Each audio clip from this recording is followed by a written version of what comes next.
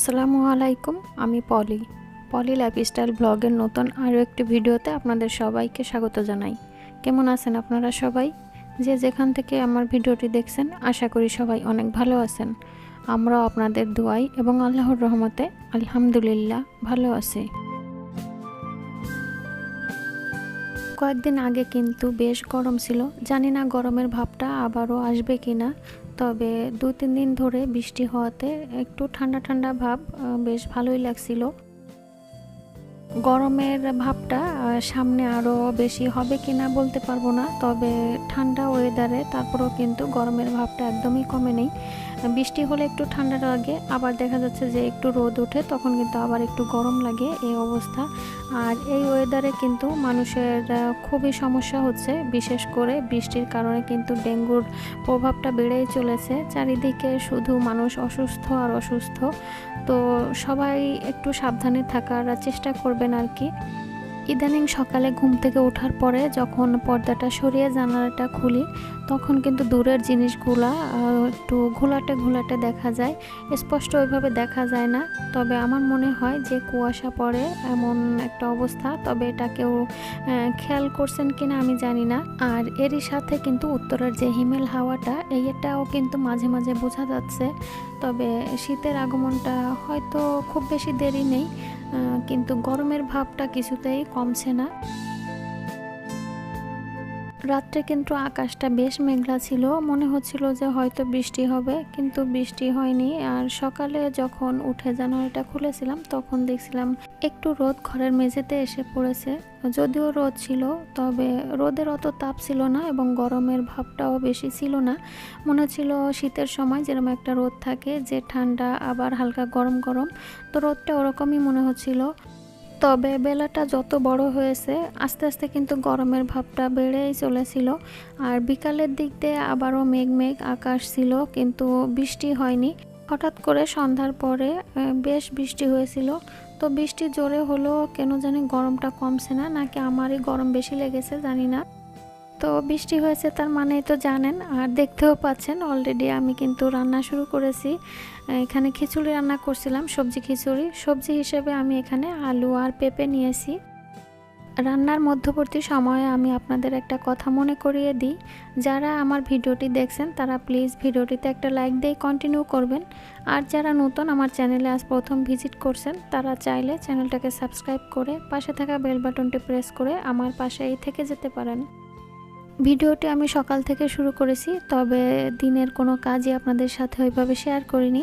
আমি রাতের কিছু কাজ এবং রাতের রান্নাটাই আপনাদের সাথে শেয়ার করছি। খিচুড়িটা রান্না করার জন্য আমি চাল আর ডাল একসঙ্গে ভালো করে ধুয়ে পানিটা ঝরিয়ে নিয়েছি। তারপরে হাঁড়িতে তেল দিয়ে পেঁয়াজ, কাঁচামরিচ কুচি, তেজপাতা, দারচিনি, এলাচ এবং সব ধরনের বাটা মশলা দিয়ে মশলাটাকে ভালো করে কষিয়ে নিয়েছি। মশলাটা কষানোর পরে চাল, ডাল আর কেটে রাখা সবজিগুলো দিয়েছি। একসঙ্গে অনেক সময় ধরেই আমি চাল ডালটাকে এবং সবজিগুলো ভেজে নিয়েছি। তারপরে পানি দিয়ে রান্না করে নিয়েছি। আর খিচুড়ি রান্নার আগে কিন্তু মুরগির মাংসটা রান্না করে রেখেছি, এটাই ছিল আমাদের রাতের খাবার। আর এখন রান্না শেষ করে আমি গত ভিডিওতে যে গোলমরিচগুলো রোদ্রে দিয়েছিলাম, সেটাই জারে ভরে রাখছি। আর রান্নাঘরের কাজ কিছুটা সহজ করার জন্য আমি একটা জিনিস অ্যাড করেছি, সেটাই আপনাদের সাথে শেয়ার করব। তো রান্নাঘরটাকে একটু ভিন্নভাবে গুছিয়ে নিব। আমরা প্রতিটি গৃহিণী যেমন ঘর সাজাতে পছন্দ করি, তেমনি রান্নাঘরের কাজটাকে কিভাবে সহজ করা যায় সেটাও চিন্তা করি। যেমন সাধারণত ধরুন, এই যে আমি যে জারটাতে গোলমরিচ রাখছি, তো প্রতিটা জারেই কিন্তু আমরা এভাবে মশলাগুলো রাখি। রান্না করার সময় প্রতিটা জার কিন্তু আকপাস করে রাখা হয়, তো একটা সরিয়ে আরেকটা নামাতে হয়, বারবার এক একটা জার খুলতে হয়। তো এতে কিন্তু বেশ সময় নষ্ট হয়, আর কিন্তু করতেও কিন্তু মাঝে মাঝে বিরক্ত লাগে। তো এটা চিন্তা করেই আমি একটা মশলার জার ব্যবহার করছি, মশলার জার নামিয়েছি আর কি। তো এটা আমার ঘরেই ছিল, যদিও জিনিসটা খুবই সাধারণ, তবে আমার কাছে অনেক বড়। এই জারটাতে কিছু নুডলসের মশলা রাখছি। নুডলস খাওয়া হয় যখন, তখন আমার এই মশলাগুলো একটু বেশি ব্যবহার করা হয়। তো এটাকেও কাছে রাখার জন্যই রান্নাঘরেই রেখেছি। আগে অন্য জায়গায় ছিল, এখন এইখানে রেখে দিচ্ছি।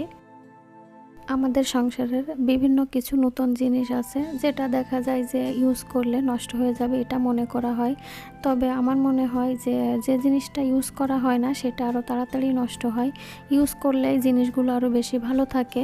তো এটা মনে করেই হচ্ছে আমার এই জারটা বের করা। এটাই হচ্ছে আমার সেই সাধারণ একটা জার, যেটার ঢাকনাটা খুললেই সব ধরনের মশলা আমি একসাথে পেয়ে যাচ্ছি এবং কাজটাও সহজ হয়ে গেল।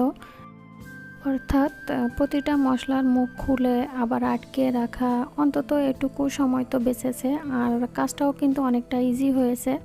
যদিও বর্তমান সময়ে বিভিন্ন ধরনের স্পাইসি জার বের হয়েছে, তবে তার কাছে হয়তো এটা মূল্যহীন, কিন্তু আমার কাছে অনেক বড় এবং খুবই মূল্যবান একটা জিনিস। আমার সবথেকে প্রিয় এবং কাছের মানুষটার দেওয়া এই জিনিসটা আমি স্মৃতি হিসেবে ধরে রাখার জন্য এতদিন ব্যবহার করিনি।